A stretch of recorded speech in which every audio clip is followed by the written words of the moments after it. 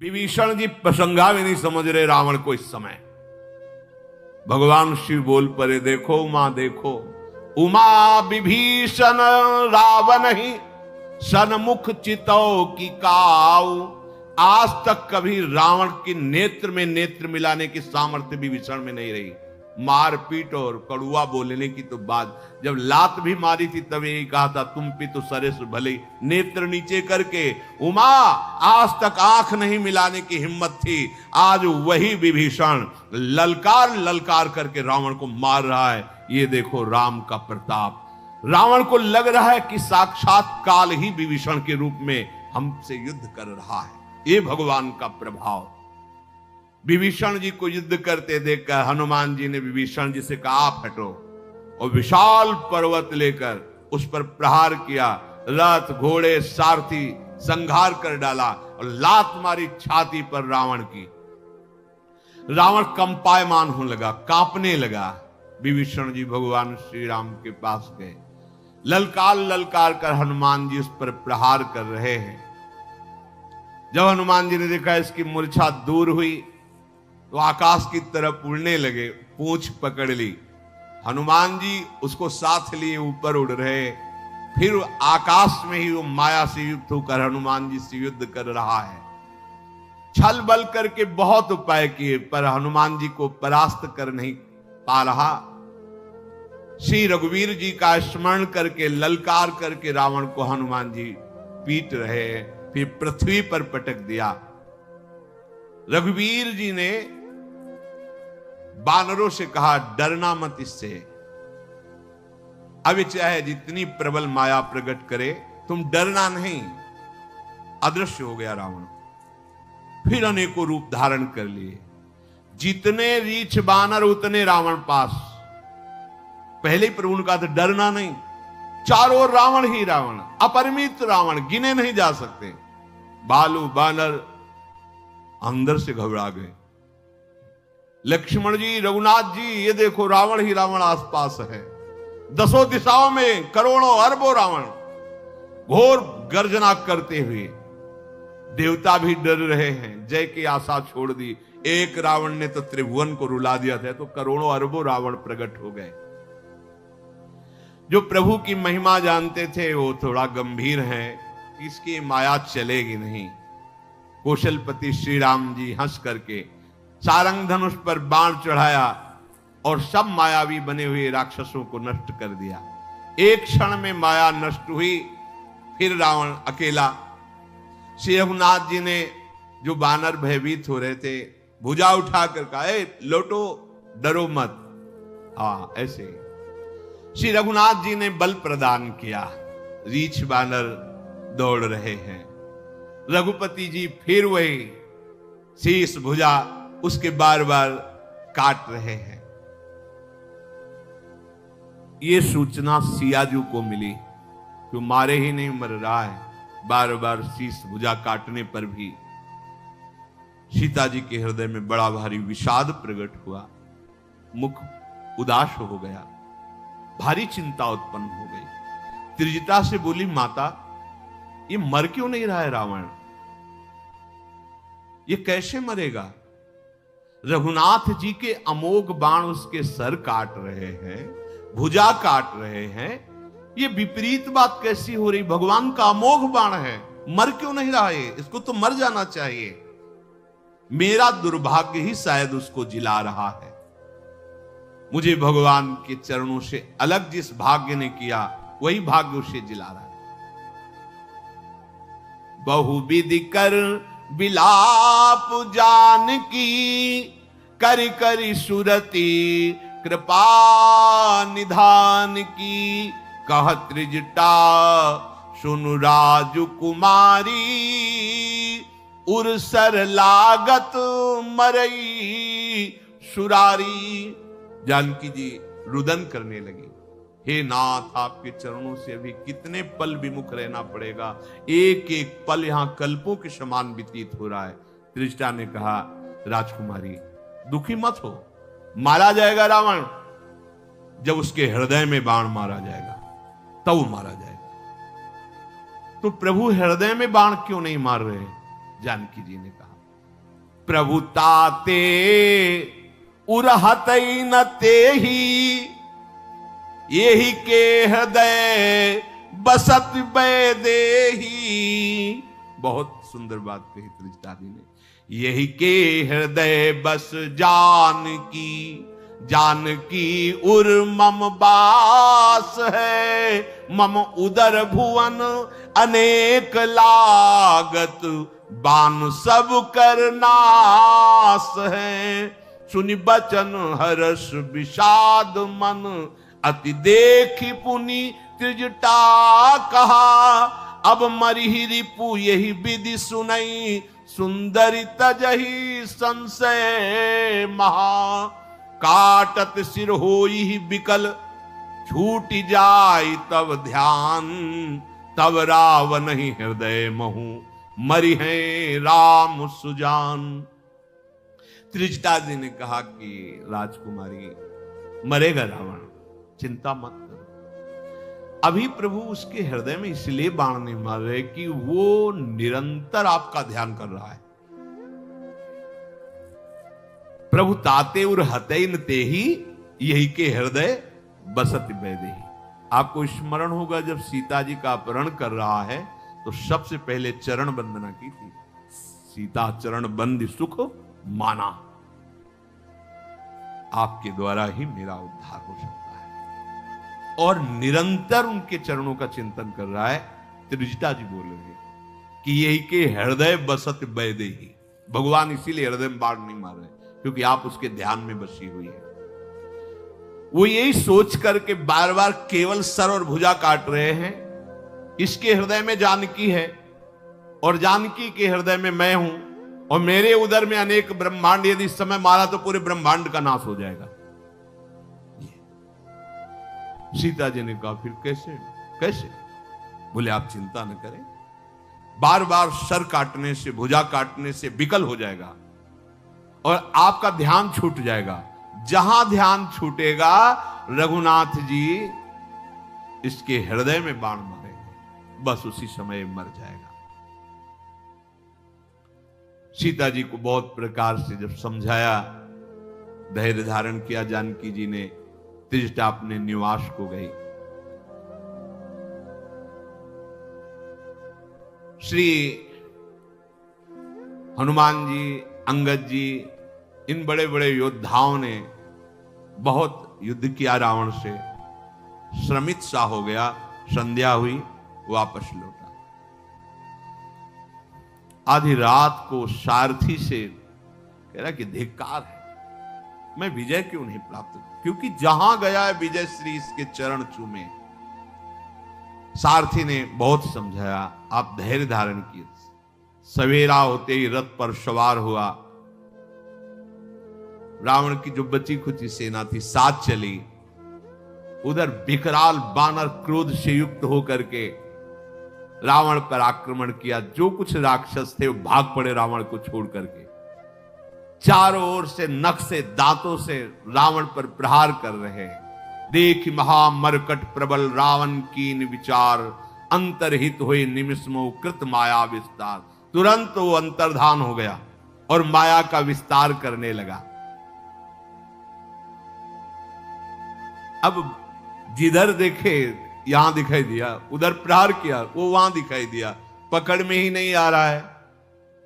भगवान बानरों से कहा तुम फिर शांत हो जा। काटे सिर भुजबार बहु मरत न भट लंकेश, प्रभु कीरत सुर सिद्ध मुनि व्याकुल देख कलेश। भगवान फिर वही लीला, सर काटना, भुजा काटना। भगवान को इस तरह से देखकर विभीषण जी नजदीक आए और कहा प्रभु ऐसे नहीं मरेगा। भगवान शिव कह रहे उमा संशय मत करना, काल भी इनके संकल्प से नष्ट हो जाएगा। नर लीला कर रहे हैं। क्या प्रभु सर्वज्ञ जानते ले? जो प्रभु के शरणागत जन है वो जानते हैं प्रभु की इस महिमा को। विभीषण जी की शरणागति कैसी पुष्ट है कि कहा सर्वज्ञ, पहला शब्द का हे सर्वज्ञ। यद्यपि आप जानते हैं चराचर के स्वामी, शरणागत का पालन करने वाले,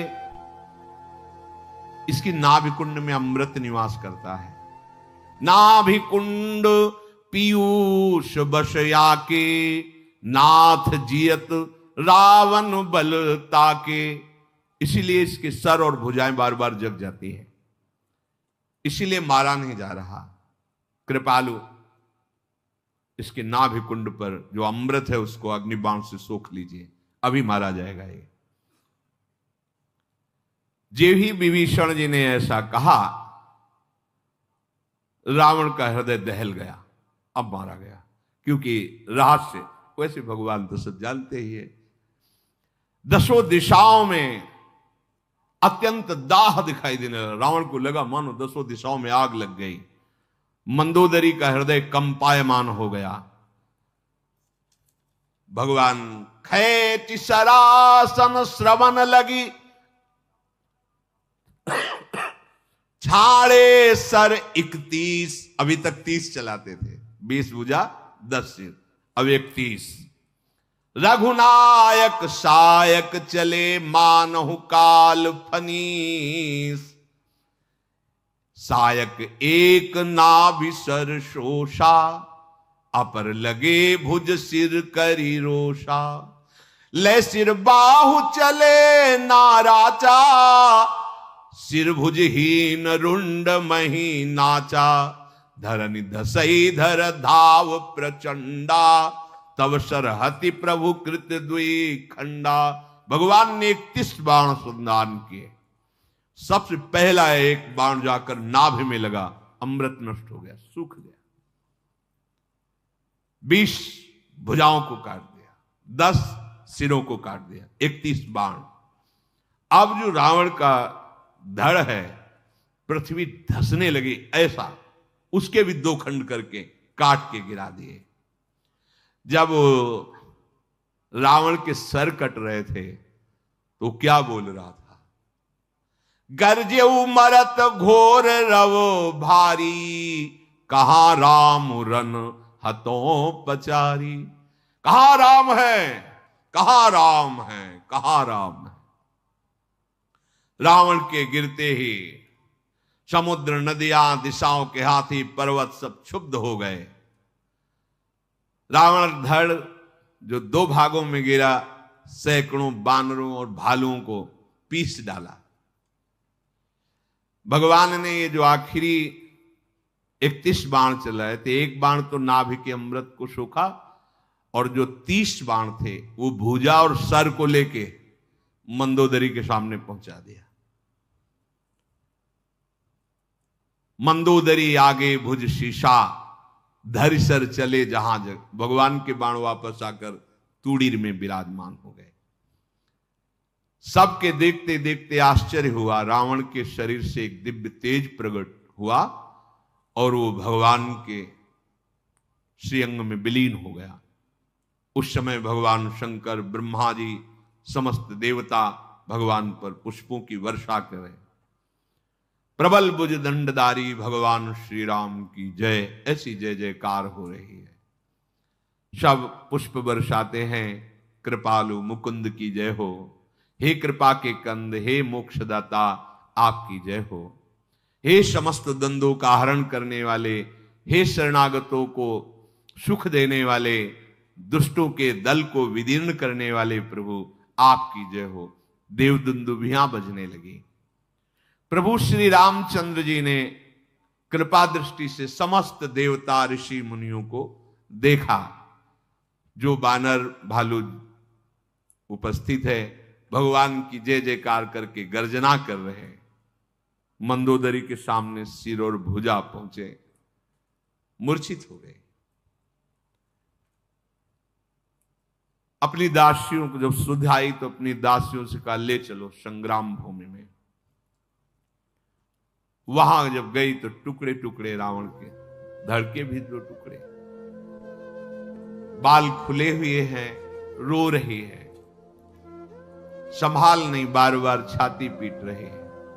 कहती, नाथ समझाया था आपको, तुम्हारे बल से पृथ्वी कांपती थी, अग्नि चंद्रमा सूर्य तुम्हारे सामने तेजहीन होकर हाथ जोड़कर खड़े रहते थे। प्रभु आज वही शरीर तुम्हारा धूल धूसरित पड़ा हुआ है।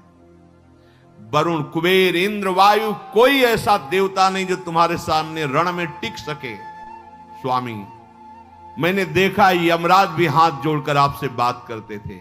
आज आप एक अनाथ की तरह असमर्थ की तरह पड़े हुए हो। तुम्हारी प्रभुता जगत जानता है, लेकिन हाय तुम्हारे पुत्र और कुटुंबियों का भी विनाश हो गया। आज कोई रोने वाला नहीं बचा आपके पास। ऐसी दुर्दशा इसलिए हुई तुम्हारी कि तुम भगवान श्री राम से विमुख हुए।